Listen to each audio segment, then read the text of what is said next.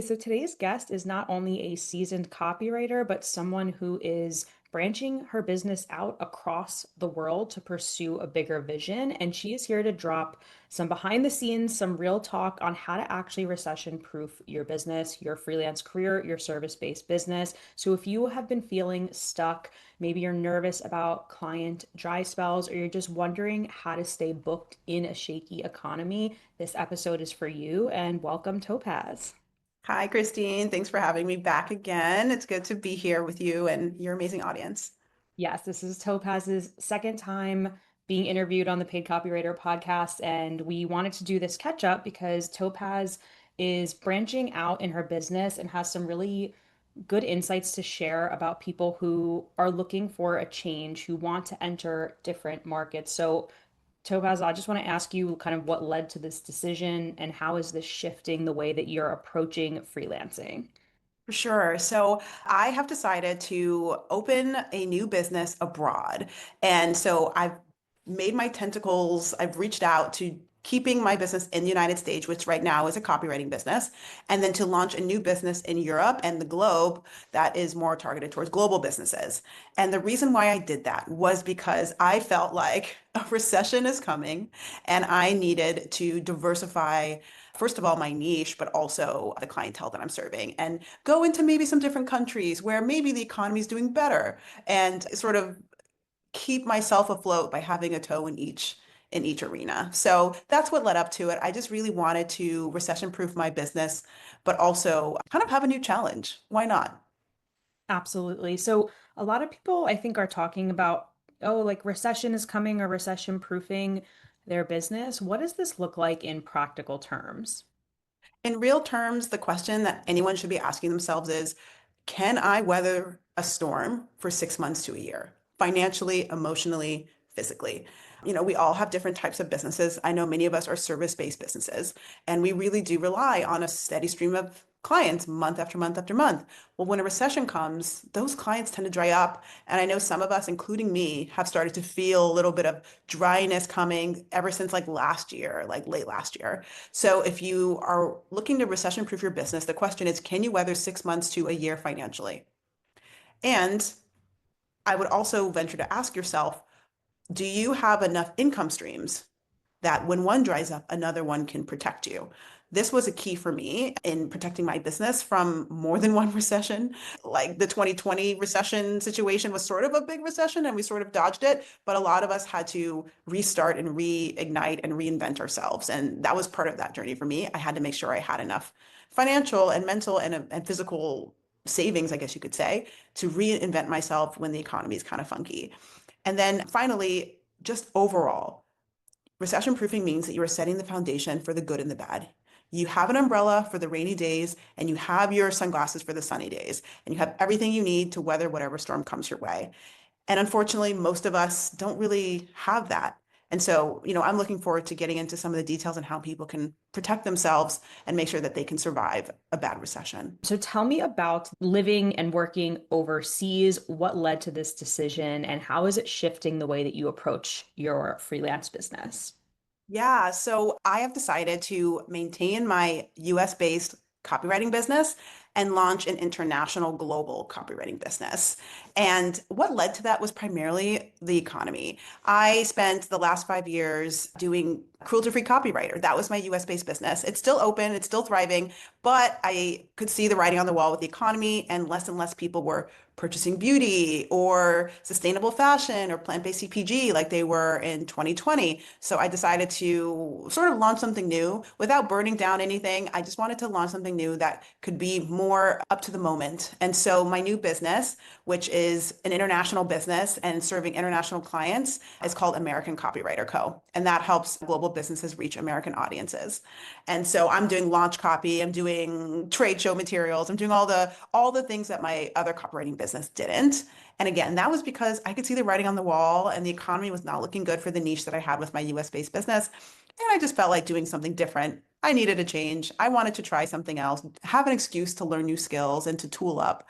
And so I launched American Copywriter Co. And this has shifted a little bit of my way of working because it's like I'm starting on new fertile soil. In Europe, the vibe is different. It's a totally different continent. And in the United States, there's a huge startup culture. In Europe, there's not as many. There's much more established businesses. So your reputation and how you show up is much more important than sort of chasing the next startup. And so I'm relearning what it takes to do business in the global economy versus the US. So it's been an interesting transition. I love having a foot in Europe and I love having a foot in the United States. I think it's a happy medium for a business owner like me. Yes. Okay. So tell me about the shift in like the services you're offering, and maybe your offers, because it sounds like you're not only shifting niches, but your offer as well. Totally. So when I was doing Cruelty-Free Copywriter, I was focused primarily on website copy. I was doing blogs and emails and brand strategy, but my number one product was website copy. I still anticipate when I continue working on American Copywriter Co. and getting more and more clients, I'm anticipating a website still going to be present. But I'm also thinking, what do global businesses want?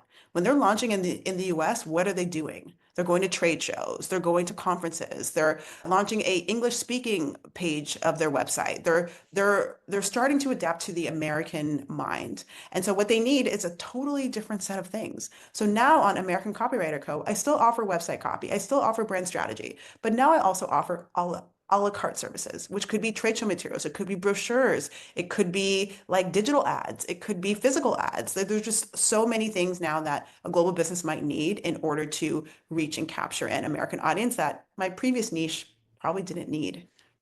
Okay, so it sounds like you might be shifting, and tell me if I'm wrong, but from more of a direct to consumer to more of like a B2B play. Is there a niche within those B2B companies, or is it diverse in terms of what industries they're in? I've learned my lesson. I am the queen of niching. I chose a niche and a niche and a niche, and that worked well for me. However, now I'm looking to be a little bit more B2B, but I am open to all industries at this point. Fortunately, I had extensive experience in tech industry, in D2C. I've had a lot of experience in travel and leisure, in luxury markets, in furniture and home goods. I've had a lot of experience. So finally, I didn't have to ignore all those amazing projects that I did and not put them on my resume or not put them on my website when I was running Cruelty-Free Copywriter. Now I can add all of those different niches and say, look, I can even serve yours. So to me, I'm like, I'm opening up instead of niching down. And at this point, I think it's the best option for me. The American economy is a little uncertain now. People are going for products and goods and services that are more reliable that they need every day, groceries, plumbing, all that stuff, all that unsexy stuff that, it's now the time that I think many business owners might want to consider being open to niches that they've never served in before or only served in a little bit, just to give themselves more flexibility in their business. Yeah, I don't know if it's that you and I are getting away from tightly niching because of the level we're at in business, or if everybody, I still don't know if it's best for beginners to really niche down, really. That's always the advice that I've given people is choose a really defined niche within a niche, like you mentioned. And now I'm like 5 years into this, I too am expanding to a wider audience. And I'm wondering if that's just where we are in business or if it's a macro trend. I think there is still value in being a niche and a niche and a niche, but I would strongly encourage anyone that's looking to re-niche or reimagine their business to look at the market. When I look at, for example, copywriting jobs, I know we're not just talking to copywriters on this podcast episode today, but when I just look at a copywriting job, like what industries are hiring, it's health tech. Health tech is hiring like crazy. Mental health wellness software, like hospitals and medical tech, like those industries are thriving. So it's like if I were a new copywriter today, I would look at the industries and see what's popping off right now. That's how I niched in 2020 when I started Cruelty-Free Copywriter. I saw all these heavily funded brands. They were all getting VC funded. They were ready to go. They're ready to rock. They've got their millions of dollars. They need a copywriter like yesterday. And I knew that if I jumped in right at that moment, I would position myself in the right arena. Now, I think we have to look at what people are buying. So if you're just starting your business and you want to figure out your niche, yes, it should come from a heart-centered place, but it should come from the market. And when you're in a recession, it tends to be the services that are more standard, everyday, can't live without them, tend to be the markets that are continuing to grow, which tend to be healthcare, construction, government, to some degree, government, and those sort of industries continue to hire. So I would just pay attention to the market. I wouldn't niche around anything that's too fluffy or heart-centered or doesn't have any growth. But, I do think those of us who've been in the game a while, we know what we know our ideal clients. We know what they want now. We know what we're able to do. We have our capacities, we have our prices, we have our services, and now we're ready to branch out. I think there's nothing wrong with us growing our niches and becoming wider because we've learned so much, and now we've created reputations and names within our particular verticals that make us really attractive to a broader audience now. So it's like, why gatekeep our amazing skills for just this niche when we can be fantastic copywriters for many niches? So I think it depends on where you are in your business journey, but whatever you do, follow the market.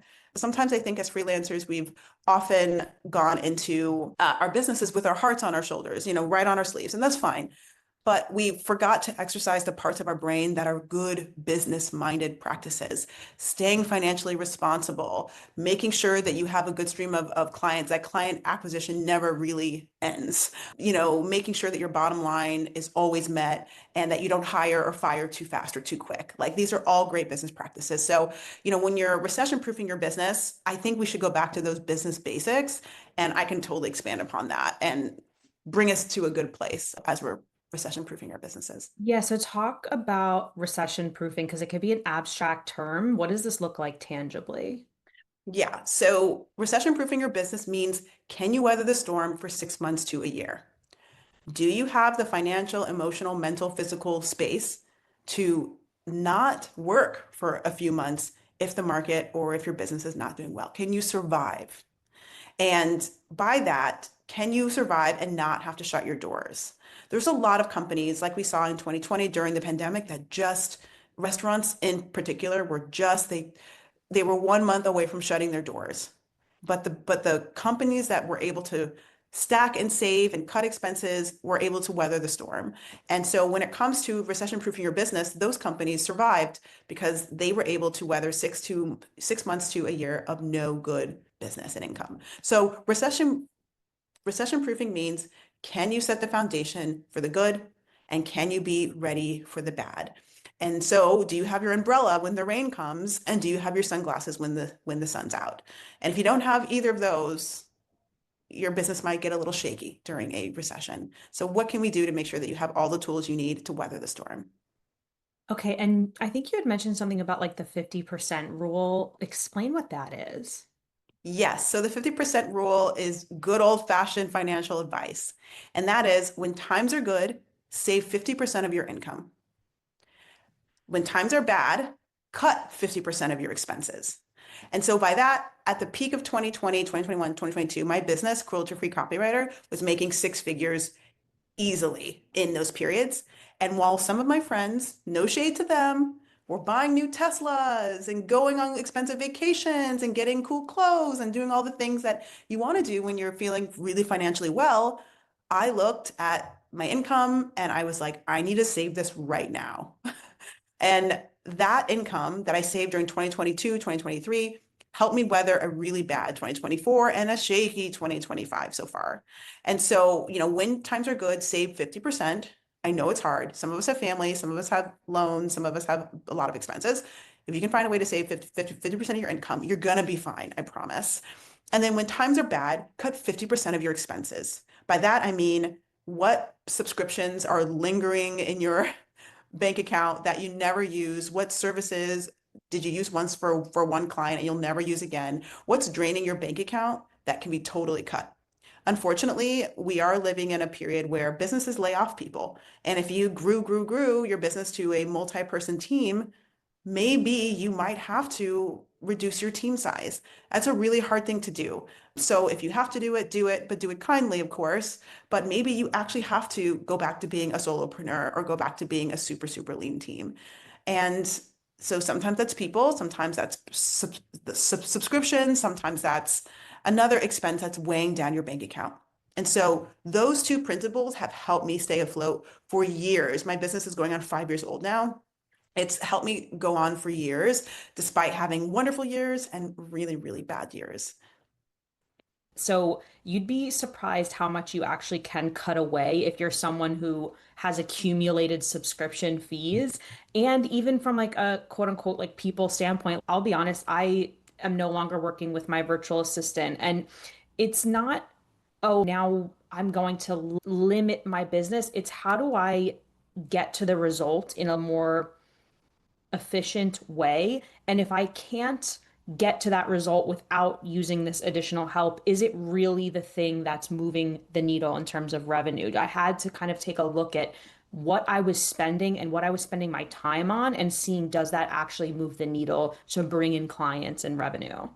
Yes, yes. And the question is, were you doing a lot of busy work in your high period that wasn't turning into income, or were you doing essential work? And that's like totally 101. And I feel like social media was one of those places where I saw a lot of my business owner friends hire virtual assistants, social media managers to help them manage their social, but none of their leads, none of their clients ever came from social. So it was really just kind of an expense that they never really needed to make, but they were sort of keeping up with the Joneses, right? Their fellow business owners were on social. They felt like they needed to be there. And now they're like, well, 90% of my clients come from word of mouth referrals or ads. Like, why do I need to be on social? And now they've started to pare back and reduce their staffing around that area. So it's always good as well when you're recession proofing your business to do a quick audit. What is it that you're doing right that's actually earning you income, that's getting you more clients, that's making you feel fulfilled, that feels like good work?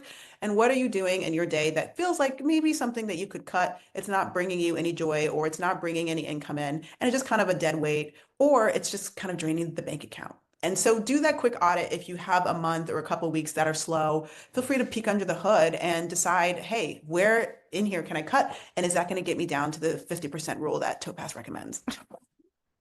Yes, I feel like that's a whole other podcast episode too, is like how to live off of less and live below your means. Because I think that's honestly where most people struggle, and it's a skill in itself and it's a mindset.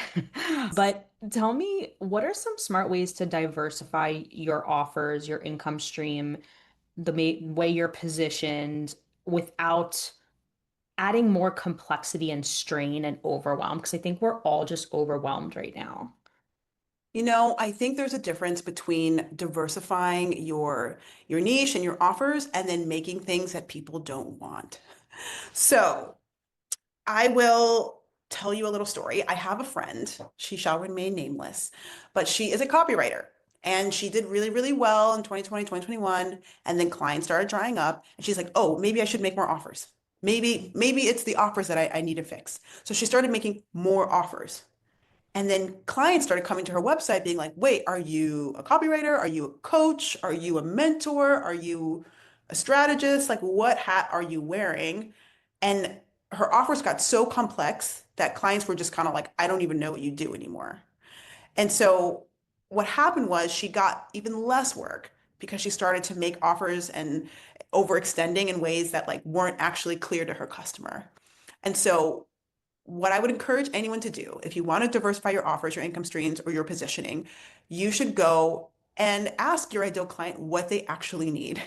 Because what people need in 2020 is not what they need in 2025 and is not what they need in 2030. So every quarter, I like to go into my ideal client's website and look at their reviews and look at what their customers say and see where they're moving.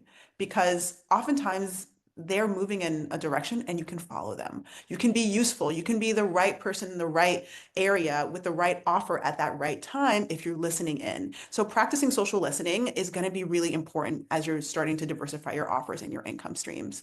And so for me, I actually reduced my offers. I used to offer social media, email marketing, blog writing, blah, blah, blah, blah, blah. I was offering everything. I threw the kitchen sink at my client and they were like, we actually don't want any of this. Can you please write like a few ads for us instead? And so instead of making offers that no one wanted, I just listened to my ideal client and said, wow, they only want ads. They only want websites. They only want strategy. So let me just offer that. So as people start thinking about that, think about what your ideal client wants, follow them, stalk them, ask them what they need, and start using those as inspiration to update your offers. And as far as income streams go, some of us founders out there are multi-talented people. We're maybe authors, maybe we're speakers, maybe we're people who do trainings. I would encourage people to also think about what you can do to amplify your reputation while keeping that as an income stream. So some of my friends, when things were slow, they're like, hey, I'm a speaker. I promise I can speak. They didn't change their portfolio suite. They just managed to get themselves into different arenas and different areas, different customers in front of different audiences so that they could amplify their presence. Hey, don't forget about me. I'm so and so, and this is what I specialize in. And, come to my website. So sometimes you can make income streams just by leaning into something that brings you good visibility, like a book or a speaking opportunity or a training or co-partnering on a training. And so how can you be creative about not just over extending yourself and making crazy offers that no one wants, but how can you use your voice, your business to amplify yourself and drive more traffic to your existing offers? And so there's a balance there. And it depends on what kind of service provider you are, but copywriters, marketers, those folks can do this oftentimes really easily, but coaches as well.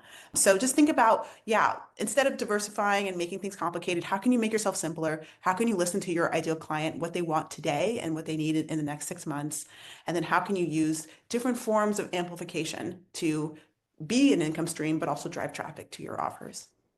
We're all guilty of it though, is that we think that when things are slow or we're struggling, we need to create a better offer. And I work with a marketing coach and she constantly reminds me like, no, no, no, don't go build that landing page. Don't go build that funnel. Get on the call with three of your ideal clients or people you've worked with and ask them what they need right now. And I don't know what it is about us that we rush to part two before part one.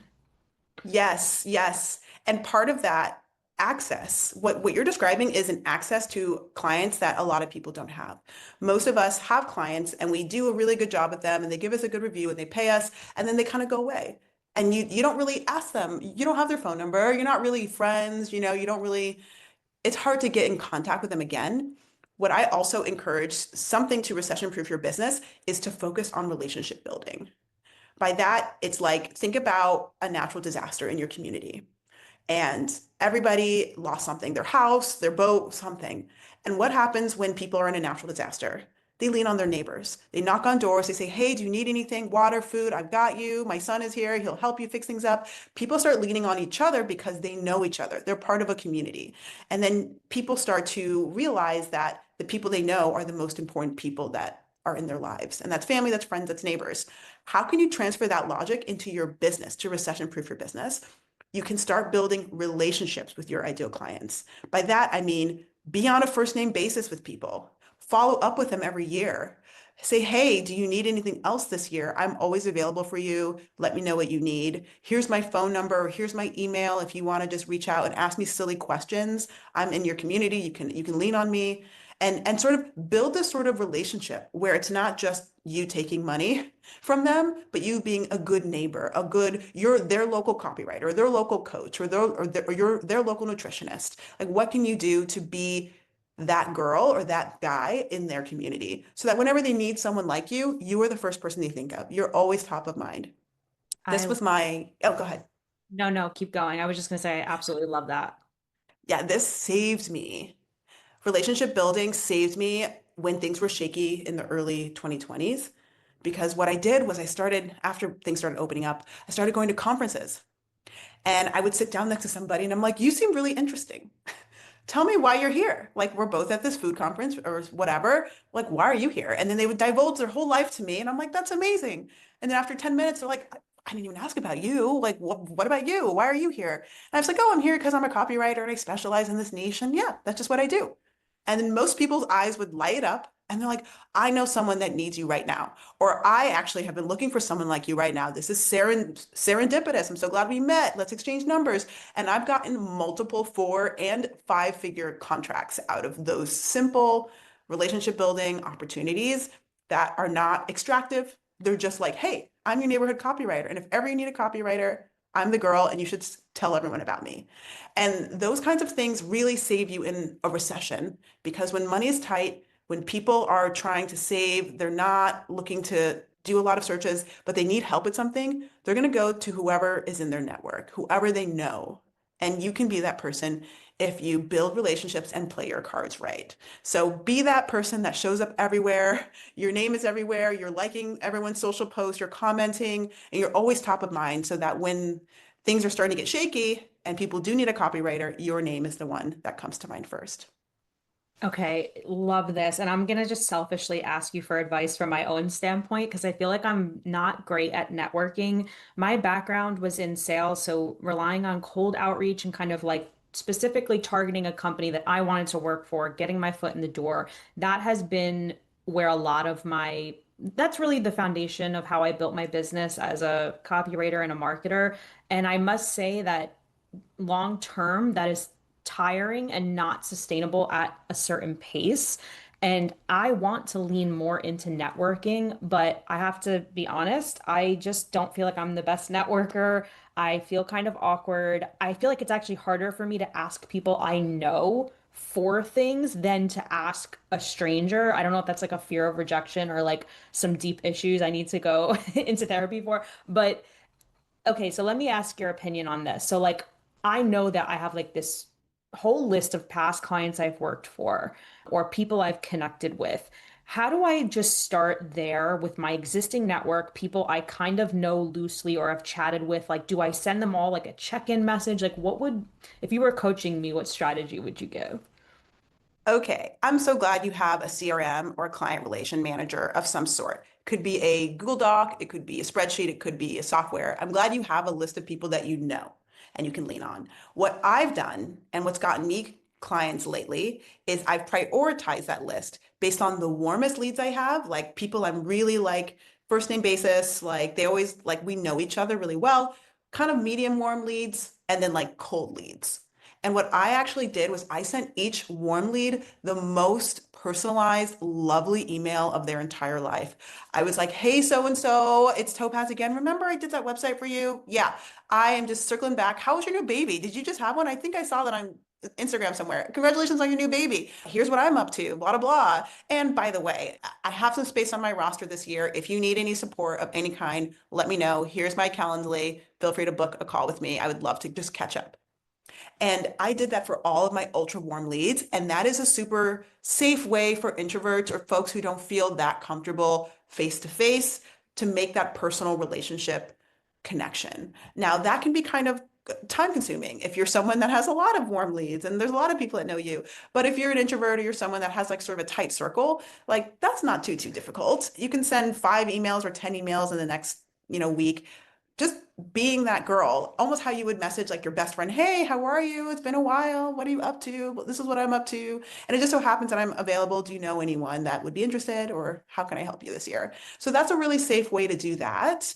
Otherwise, if you're someone who just prefers a small group, there are so many women entrepreneurial groups, like dude entrepreneur groups. There's so many like 5 to 10 person meetups in coffee shops happening, organized by some awesome person on Facebook. Like there's just a ton of small group things that can be a little less draining for someone who like is a little overwhelmed by gigantic networking events, but would love to make some smaller or more local connections. I've done that several times and I've made a lot of great friends just in that 5 to 10 person small group random meetup, a wine and women in business event or something happening at a local bar. So there's so many ways to build those relationships. And again, your approach makes a big difference. You don't have to pitch people. You just have to show up as yourself and be kind of quirky and kind of weird and kind of interesting and ask a lot of questions about the other person. And then all of a sudden you seem very interesting. And then they kind of want to know about you. And then next thing you know, you get to have your moment in the sun and share about what you do. And then that relationship can be really memorable. So yeah, it depends on what you want to do. You can do it cold, you can do it warm, you can do a small group, you can do big group. But I think the most important thing is to make whatever interaction you're reaching out and attempting to do as warm and cozy and friend-like without being too unprofessional as possible. That's the secret. That's at least what's worked for me. How do you deal with rejection though? Like, let's say you're like thought somebody was like a warm lead or you thought you were cool with somebody. Because I'm just gonna be honest, this has happened to me where I've like reached out to, let's say, a past client and I'm like, I thought they were happy with my work, but then I send them this message and I'm like, hey, just checking in, wanted to see, and then they never answer. How do you deal with that? Honestly, I let them go. Honestly, I send them one message, and if they don't respond in like a week, that's all right. I hate rejection. That's like my deepest, darkest fear of life. So I try not to entertain rejection as much as I can. I just take it as, if someone's busy or my service and my offer is not needed at this point.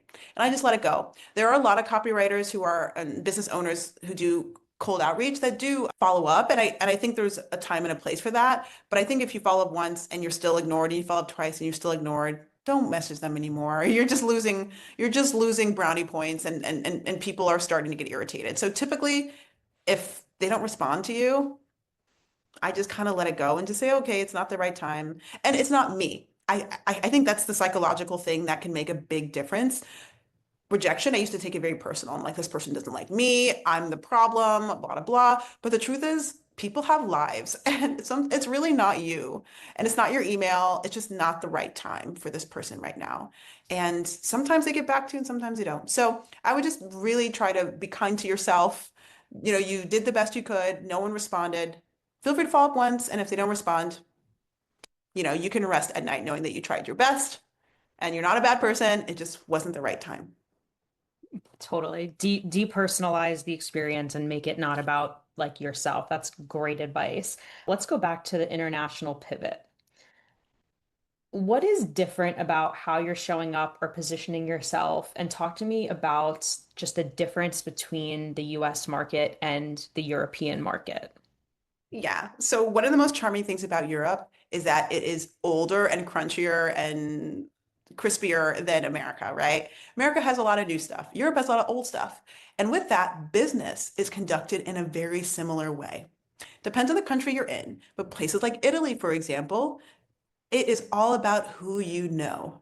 It's not about your resume. It's not about who you worked with in the past. Like in the US, those things were great. If you put on your resume, I worked with this software company, or I'm an ex-Googler, or I have 10 years of experience, then you can be a stranger and get a great job in the US.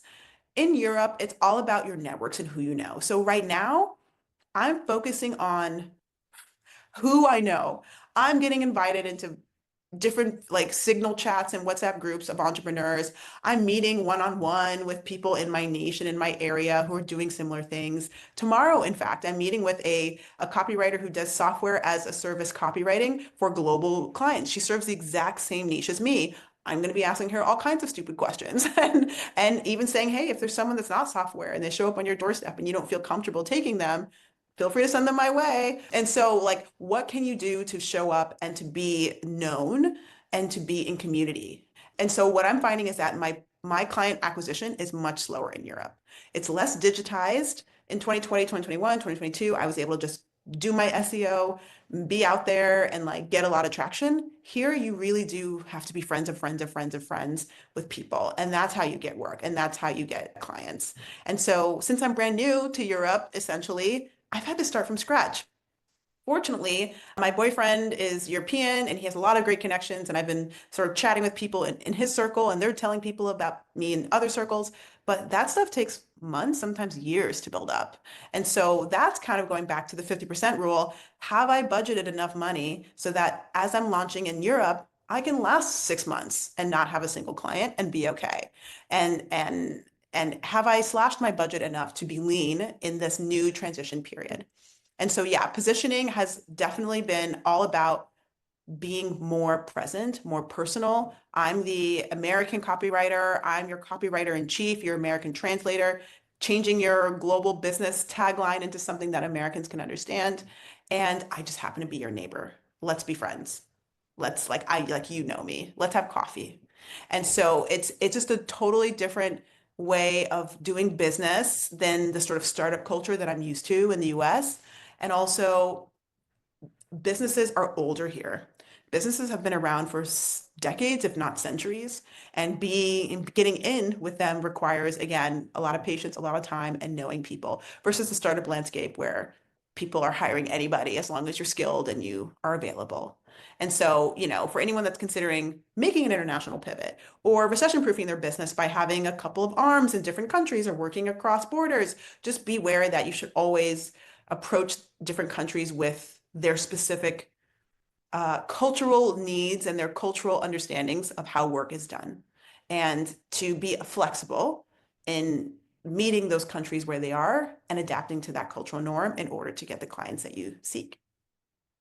I'm getting themes from this conversation. It's adapting, remaining agile. It's living below your means so that you don't have to be forced to do things that you don't want to do, whether that's completely shut down your business because you're out of money and you have to get a full-time job, or whether it's staying stuck with a client base that you don't even want to serve anymore because you don't have that margin to be able to, go without clients or say no to things.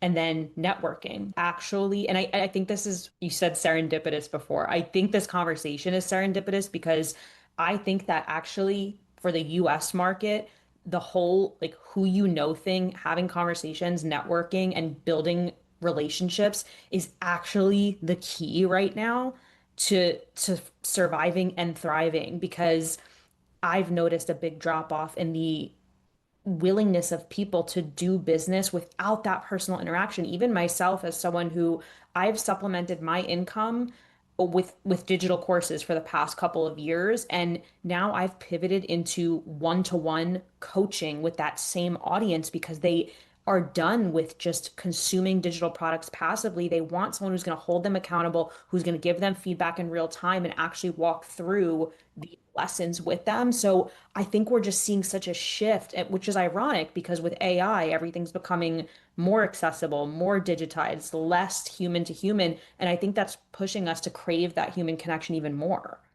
Absolutely. I think you nailed it. I think the digitization that happened with AI in the recent years, but also like prior to that, when we all went online during the pandemic, like all that digitization kind of drove us apart. And some of us lost our social chops and some of us lost our ability to communicate with one another. And I do think that there is a craving now to come back to real life. Who do I really know? Like, where's my community? And it's not necessarily digital. It can be, like you said, someone that you know who can hold you accountable, who can look you in the eye and say, you can do better, like keep going, and like having sort of a community. It's just so many of us lost that in this digital era, and now we're all coming back to it. And so I absolutely agree. If you can find a way, even if you're an introvert, if you can find a way to come back into reality somewhere, physically, networking or just with friends or finding new clients, physically, you're going to do so much better than those of us that are still trying to capture clients online. Also, it's become more competitive. There are service providers all over the world, and now many of them can do exactly what you do for less money or for a good wage in their nation. And so you're no longer competitive sometimes if you're in the digital world. People don't know why they should pay you six-figure salary for your work when they can pay someone a lot less. And there's nothing wrong with that. But sometimes when you're in person and you build a relationship and you have a connection, and they know that you have a kid, or they know that you just bought a house, or you're going to have a baby soon, or what, or like whatever, they feel like it makes sense to pay you what you're worth. Like you're human. You're not just like somebody on the internet, so there's something humanizing about bringing yourself to the present, humanizing yourself, telling people about you, not being behind a screen and just being like, yeah, like I surf on the weekends and like need a new surfboard. That's why, I'm working very hard this week to get a new surfboard or whatever it is. And so showing up and being human can oftentimes give people a bit of empathy and a bit of understanding that you are a human being. You deserve good pay, and you just happen to be someone that they know, and you're in the right place at the right time. Absolutely. Okay, so for someone, and I have one more question for you. For someone who is feeling stuck right now, maybe they just got ghosted, the emotions are raw, and they're just trying to get consistent work. They're trying to stabilize this whole thing. What is one mindset shift or action that they can take this week that is going to help them in that department? When things get stuck and you don't know where to go, oftentimes I tell myself, I am in control of my destiny. If I want to get out of something, I can get out of something. I can get out of this. The question is how. And so instead of being like the world is happening to me, you can oftentimes change your mindset to say, I am making things happen in the world.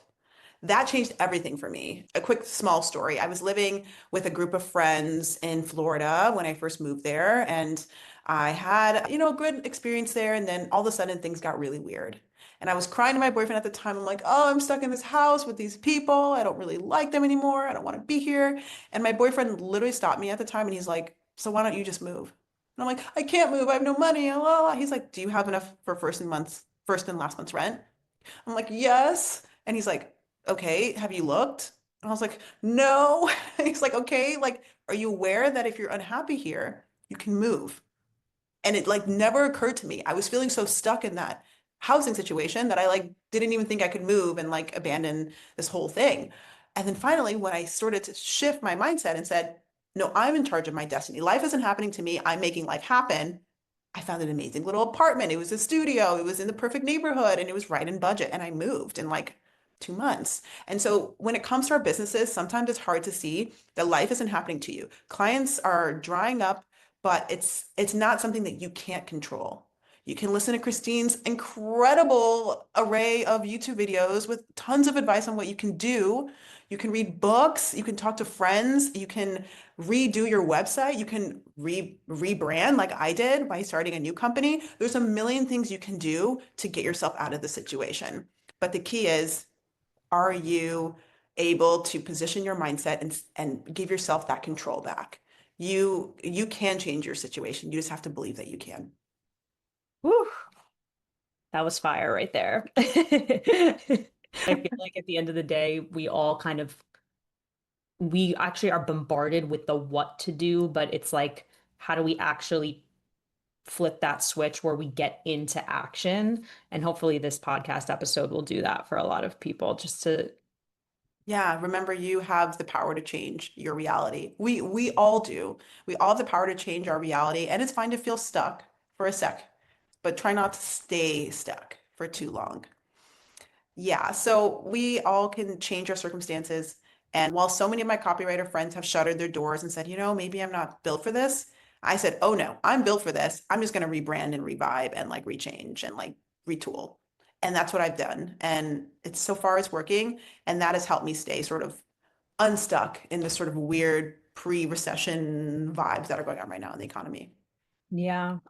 Do you feel there was, for the person who's listening, who's like, well, I don't know what else I can do other than this one thing, and I don't know what I'm capable of, and I don't know what is out there. What would you say to that person? I would say if you have the space to take a step back from whatever you're doing, go on a little retreat, find a cabin in the woods, go for a long walk, tell your husband, your boyfriend, your best friend to not call you for like 6 hours because you really need to do some soul searching. I would encourage you to do that. I have found so much clarity by just being alone with my thoughts and like thinking about all the ways that I can dig myself out. Sometimes when life is lifing, you don't have time to find strategies because you're busy. But if you can carve out some time to reflect and just be like, wow, how did I even get here? What can I do now? I need to write things down. I need to pray on things. I need to read some books. I need to like like cry with my dog. Like I need to do some soul searching. Oftentimes those scenarios have led me to fantastic new rebrands and fantastic new growth just because I gave myself the time. So give yourself 6 hours a day, a weekend, alone or with your thoughts or with, a quiet friend or a dog or somebody, and think about what you can do to change your situation and just give yourself time to think. I think that's a really good first step. If anyone's out there that's like, I really don't know what to do at all, that's a good way to begin.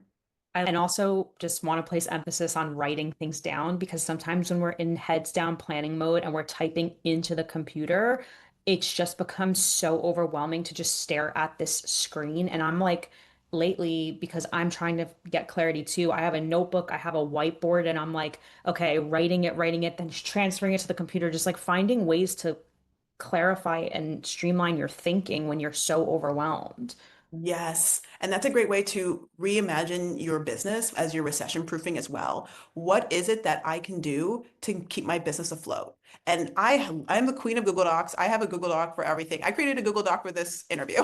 I am a Google Doc queen. And I truly believe that when you are searching for answers and you're ready to rebrand and ready to recession proof your business and ready to dig yourself out of a hole, you should write it all down. You have no idea what's in the back of your brain until it comes out of your pen or comes out of your laptop. And like from there, you can start to say, wow, that's where I've been. That's wild. Like I can do something else, can't I? So physical journaling is a fantastic way to plan for your recession-proof businessing. I'm a Google Doc girl and I do both, but whatever you do, yeah, get it out of your head. It's like just put it out on paper, look at it, print it out if you want, whatever you need to start imagining your new business and chip away. chip away at whatever it is that you need to work on to recession proof your business and to stay afloat and to stay sane during this kind of tricky time. For sure. Where can listeners connect with you, follow your work, all that good stuff? Yeah, if anyone wants to hang out with me, my new business, American Copywriter Co, can be found at americancopywriterco.com. Same on Instagram and same on LinkedIn. If anyone wants to find my Cruelty-Free Copywriter brand, that's the same thing, crueltyfreecopywriter.com on Instagram and on LinkedIn as well. I still, like I said, operate both businesses and love that I have two arms in two different continents and can play that game and enjoy both, the best of both worlds. So yeah, you guys can find me at both of those places. And I'm here for you if you have any questions. Amazing. Thank you so much, Topaz. Thank you.